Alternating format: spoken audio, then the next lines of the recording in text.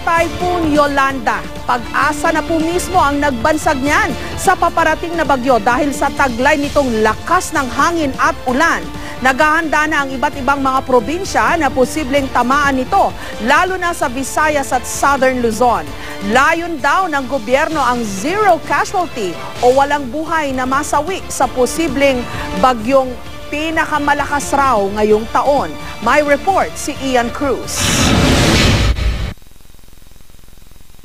Sa pagpasok ng tinatayang isa sa pinakamalakas na bagyo ngayong taon, mas mabuti na raw ang maging handa. Kaya naman ang MMDA pinaigting ang kanilang preparasyon para sa posibleng epekto ng bagyong Yolanda. Kanina, sinimulan na nilang baklasin ang mga naglalakihang billboards sa kahabaan ng EDSA para iwas aberya sakaling bayuhin ng malalakas na hangin at ulan ng Kamaynilaan. Partikular nilang tinutukan ang mga flood-prone area gaya ng Kamanava.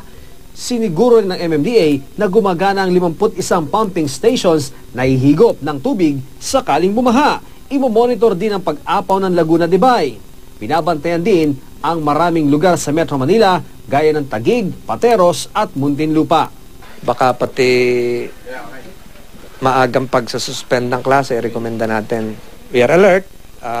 We keep our ears attuned to what Pag-asa is saying. Naghahanda. Pati ang Philippine Coast Guard, handa na rin daw sa pagdating ng Super Typhoon.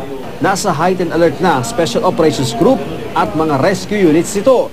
Pinasinayaan nila kanina ang 40 rubber boats at 5 aluminum boats na maaaring gamitin pang rescue.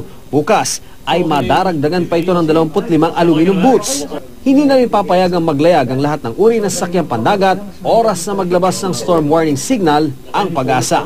Nagpaalala na rin po kami doon sa mga fishing company magmula kahapon na i-recall na yung mga fishermen, yung mga deep sea fishermen na nasa malayong lugar na maaring abutan itong bagyo. Inilunsad naman ng NDRMC ang Project DINA o Disaster Information for Nationwide Awareness.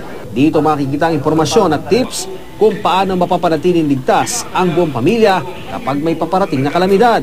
Kagaya na lang ng pag-iimbak ng mga ready-to-eat na pagkain na tubig, paghahanda ng ilang gamit gaya ng flashlight, battery at pito, at paninigurong ligtas ang mga mahalagang dokumento. Libre po ito lahat pagkakasave sa inyong mga bahay, pwede nyo i-download. Pwede kayong magkaroon ng kopya sa inyong mga CDs. Pwede nyo ipamigay sa ating mga kaibigan para po tayo ay maging very massive yung ating education and awareness campaign.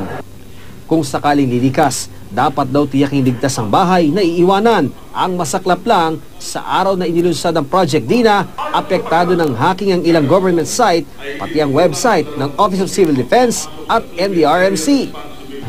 Pero hindi raw ito hadlang para maghanda sa paparating na bagyo. Mapapanood ang video ng Project DINA sa ilang mga sinihan, terminal, pantalan at paliparan para laging may paalala sa publiko na tuwing darating ang kalamidad, dapat laging handa. Ian Cruz, GMA News.